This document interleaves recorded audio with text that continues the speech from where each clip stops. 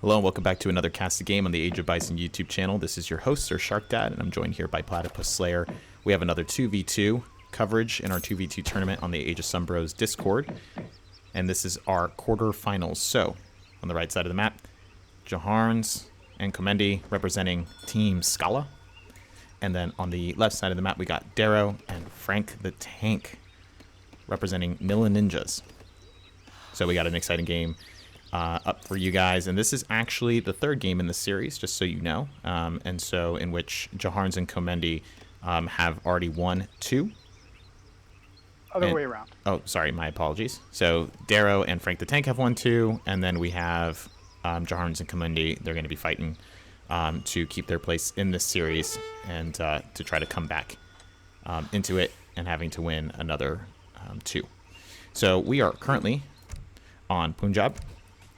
And so you want to go ahead and give us a little bit of insights in this map. I find that I actually really enjoy this map. Plenty of various options. Pretty simple map as well, but a good one. Yeah, this map has a couple kind of key features. The first one is it only has 3 trade posts and a 2v2, right? So, you know, in the case of Germany and Spain here, they've got to be happy that Haudenosaunee did not grab one, right? Because if Brit had done like the new GMT build and grabbed, which he was thinking about, if he's able to grab that out, that would really screw over Germany because it would have no ability to get tempo other than in-base church. That being said, on this matchup, you know, Germany is a liability and a strength in a 2v2, right? It has no musketeer unit. Spain does not have the greatest H2 eco. It can logistician, but typically it's restricted to water play these days, just because the just the way it works. It doesn't really give you a lot of bonus for building archaic infantry forever. And of course, Pod and Brits are some of the best H2 civs in the game. So I think a lot of this game is going to come down to how the Nilla Ninjas are able to hold and get their civs into H3, which both Spain and Germany are absolute monsters in H3. Yeah, I agree. It's going to be an interesting kind of like one covering the other, if that makes sense. Let's go ahead and take a look at the decks. So we already saw a 3-vil shipment coming in, Capitalism Unction. Nice to see Unction in the deck. The old faithful. Team Falconet, pretty nice. Not a lot of shipment cards. It seems to be a little bit more economically focused here. Viceroy New Spain. Plenty of... I don't want to say plenty of H4 option. Just seems very economically orientated, I should say. With some unit upgrades thrown in. Yeah. No unit shipments in H2, though, which does mean that, you know, they can get caught out. You know, no matter... On paper, Darrow and Frank are definitely the superior players, right? Higher elos, long-time savages of the team community, right? But Jaharns and Komendi have made it really far with some pretty interesting and sometimes off-meta H2 pressure, right? Like almost all of their games, they've been on the aggressive, and they've been able to bowl over some pretty good teams, including me. If I can arrogantly call myself a good player. But in seriousness, they've done an excellent job overcoming perhaps some of their own like late game deficits by smashing in H2. So I'm looking forward to see if they're able to pull this out, because this is a perfect recipe, I think, for them to pull an upset. Absolutely. So looking over at Germany, who is now aging up with Quartermaster, and then we saw Frank going ahead with Governor, so it's going to give him that outpost pretty nice. Let's take a look. Much more population, which is nice. Good card to have, just because Germany does struggle with the population stuff. Some more H2 shipments for sure. More standard, I guess. Except for Germantown Farmers. I don't see that too often, but it may be a teams thing. Plenty of economic cards. Silversmith, pretty nice. Okay, so again, economically orientated, but a little bit more flexible, I think. Yeah, I would say, judging by this, Spain's going to go infantry and cannons, and Germany's going to go cav. You know, war wagons and Ulans would be the idea comp that these guys want. Philosopher Prince. Okay, interesting. That's going to be a food shipment. Infinite 2-vil shipment. Virginia Company already sent in, so maybe a bit of a mana boom. We saw some wood upgrades coming in. Plenty of wood options, food, and lots of H2. Nice Hanover allies. Nice card. These guys are actually, they do pack a punch. Pretty nice with that... they have that charged attack that they have in terms of their options, but a very flexible deck, right? I'm not entirely sure. He does have the Muskren, but I mean, you can really go anything. Super flexible. I'd agree. But you do see this little guy here. Pretty interesting, especially considering no H3 fort. H2 is now coming in. Looking over at Komendi really quick, who's now training Tomahawk. not as aggressive. Oh, that's very much age 2 long kind of, deck, Yeah. right? He wants to sit in age 2 as long as he can. Probably wants to put a lot of pressure, and he wants Brits to be able to boom behind it. So I'm going to guess that Komedi, yep, already sending in the Kanya, chased off, though, by that tower. Defensive tower there. Okay, interesting. So, and then we're going to get that scouting party going to come right in. Nice. So this is pretty good. You already have a decent kind of raiding party here. But this outpost is kind of the middle finger. Let's go ahead and see what they can see. Rods are out. Early rods. Interesting. Doubling down. So you got the Ulan, which are not going to be not going to be really anti-cav, but I mean, this is a huge play on the part of Frank just because having rods out takes away a lot of momentum from the Howd player. I mean, that 4 Kanya shipment is something that they certainly rely on, and now 5 Aina. So I'm wondering, like you said, maybe a bit more aggressive H2. I think so. Musketeers now are coming out. Rods are a very interesting unit. In the hands of a skilled player, they're absolutely devastating, but they are very squishy. They have high melee armor, but low HP kind of, and no range resistance, and they will absolutely get splattered by any sort of ranged fight. And so I think a lot of this is going to be a game of maneuvering, right? Get Ulans, another example of a glass cannon, right? So you've got this crossbow mass, which definitely does not want to get hit in melee, pushing out, and I think it's just going to come down to micro. This is going to be really interesting. I'm going to try to take a look at this mass here. 23 already. That's pretty significant. Aina are not going to be able to take this and immediately going to go down. So I'm assuming that he sent 8. Yeah, okay. And then he was able to just kind of try to train up the rest of them. He does have 1 barrack, so we must have missed a lot of that. Yep. But immediately... There's some raids up north, too, by the way, but it looks like the rods are chasing off the Kanya. Oh, lagging pretty hard here. Gonna slow down the scrolling a little bit. So, yeah, these muskets are not going to be able to do much, but already look at this musket mass. And if we take a look over at Jaharn's, pretty decent economy going here, 23 Vils. Wonder if he's settling into that manor boom. Not as much as I thought, but he's doing pretty well for himself. Chasing that off, 1 Kanya going down. Again, more rods. You're going to need, I mean, it's basically an H2 Skirm Goon combo that they have going on right here. Yep.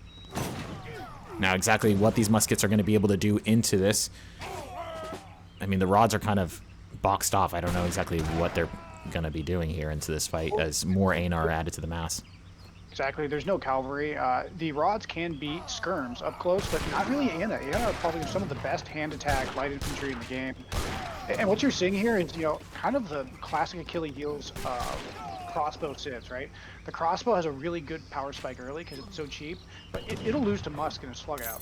It's speed 4, it's range 16. It's one of the problems that I think a lot of people that play legacy civs have had into the DE meta, right? Is because your crossbow they have a timer on them of efficiency, unless you're Malta, in which case your timer is like on your opponent. Or even Pav, right? Pavasir, especially with the upcoming changes. I mean, still, it's but those two are specifically supposed to be crossbow civs. Rods looking like they're going to be heading out north.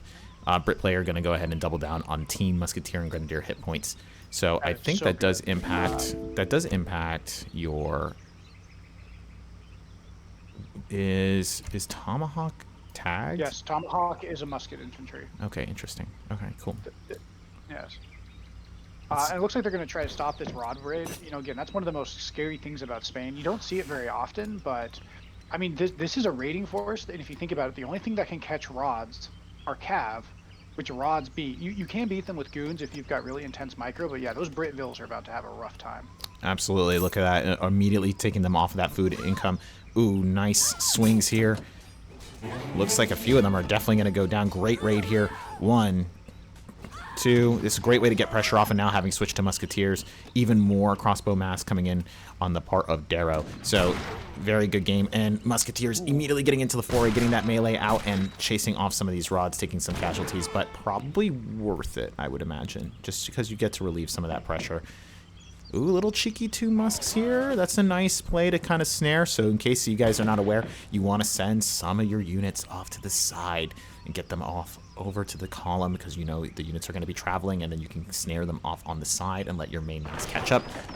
Just kind of shows you a little bit of foresight in terms of their micro. You're dealing with some really good players on each side here. exactly. You know, and those rods just did get a team card, but I don't believe that Germany has any hand infantry unless they build pikes. I guess he could go DOP. I don't see his economy really set up for that at this moment for Germany. So 25 vills. I don't know how many. 8. Okay, so pretty decent size of settler wagons here. Plenty of musks on the part of Frank, but score difference is starting to show. yeah, it looks like the Ulans just got caught out. They maybe kill a Vill. I don't even see a dead Vill, so I didn't see anything. good job there by Scala catching that. They are moving their whole army back, which is probably a bit, you know, it's such a hard balance, right? How many of your units do you give up for the raid? Because then this is going to happen. Now your base is being right-clicked. Yeah, absolutely. You're moving everything back just only for a few Ulan, and you don't really need to, and it's difficult because now you have near 40 musks bearing down on you, and immediately that warhead's going to go down, and that does not set you up for success. Now you have a huge musketeer mass, and you got a huge crossbow mass. You gave too much time, too much tempo, and they were able to put them on the back foot due to the raids. Now, exactly what are they going to do here? Because now you can't really send cav into this. Neither of them are set up for cav. These musketeers are not going to necessarily do too well into this Mask of Crossbow, but the Aina will. So it really is kind of on the Howd player to kind of see if he can clean up, but it's at that point it's kind of a 2v1. But ooh, I eat my words right away. 5 Hussar getting on top of this crossbow mask. I don't know exactly how effective they'll be.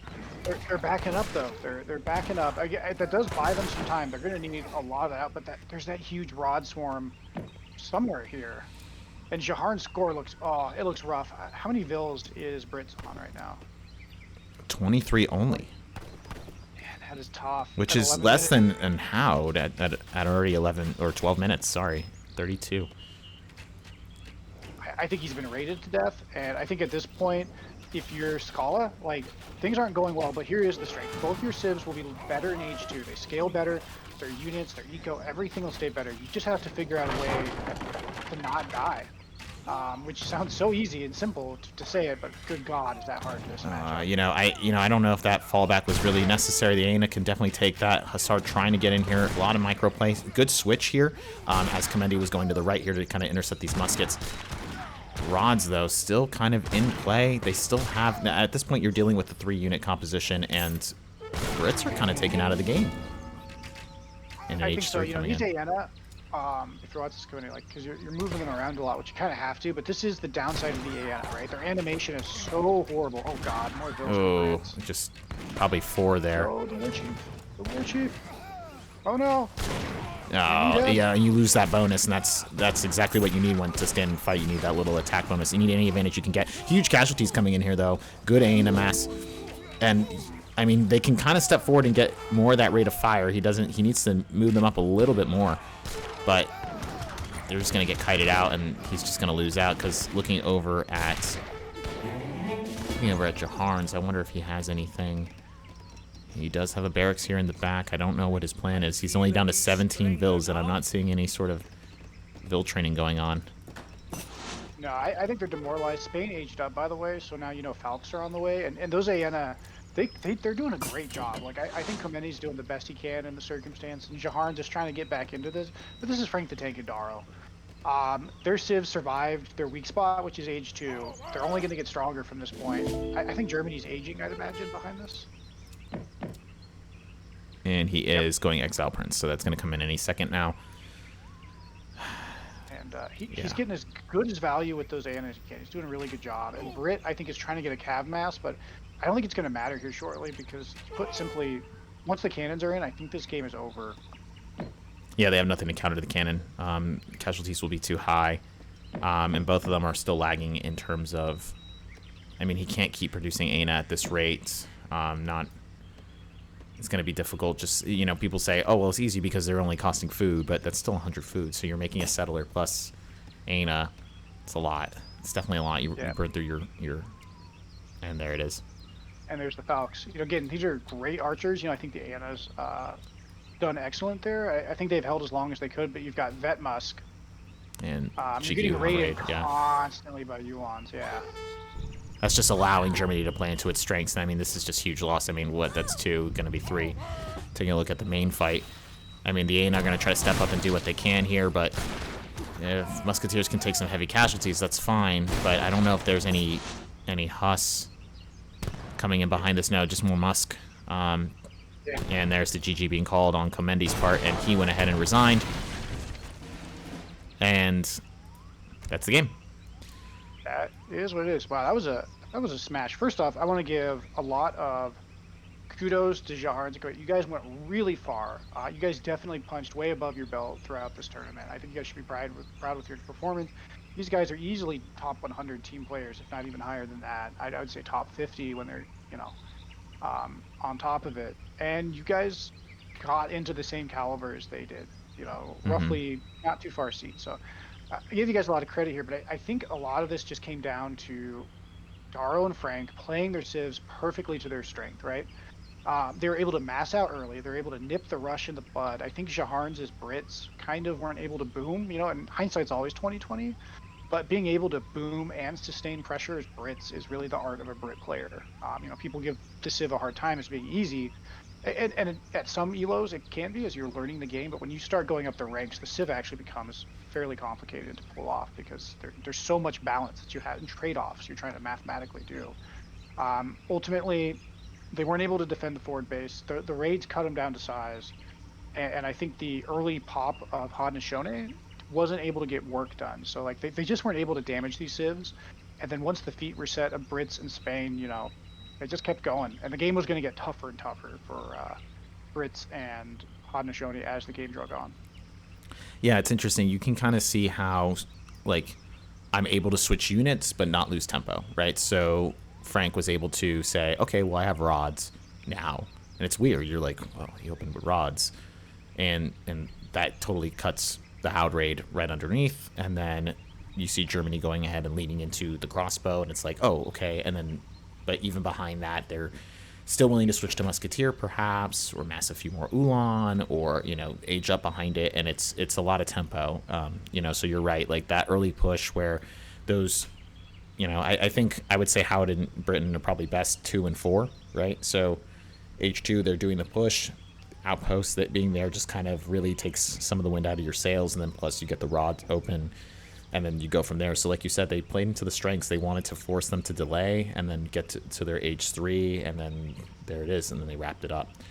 So yeah, pretty tough. Plus the raids up here, I think just did not let Britain get off the ground, because once they can get the economy going, it's just infinite waves to Musks at that point, but that just wasn't able to materialize. I think so. So really excellent job. I think Frank the Tank and Daro showcasing two civs that are kind of considered tricky to use in a 2v2 or a team situation, right? Because they do have gaps in their playstyle. And I think in the case of Jaharns and Covetti, they had a really good idea, but you can kind of see how the smallest things can quickly snowball out of your control. And that's good Age of Empires 3. So I think it was an excellent game there. And again, Jaharns and Covetti made a fight of it. It's not like they just rolled over. So clearly, they were fighting by their fingernails against some really strong players, and they didn't really make like drastic mistakes. It was just small things here and there that eventually cost you the game. Yeah, absolutely. I mean, any of these players can absolutely trash me, so I'm the last one to really speak ill of anybody. I commend Jaharns and Comendi for, like you said, just making it this far, and really fighting it out and having a good game here. And then obviously Darrow and Frank the Tank, they continue to fight on. So thank you so much for listening to another casted game here on the Age of Bison YouTube channel. We really appreciate it. We check the post-game screen as we take them out. Oh yeah, absolutely. Let's take a look. Really appreciate you guys listening in. If you're not subscribed already, what are you doing? Go ahead and subscribe. You watched the video this far, go ahead. Leave a like, leave a comment. Really appreciate it, guys, with all the traction. And I'm going to go ahead and leave you guys with the timeline. And we will see you in the next one.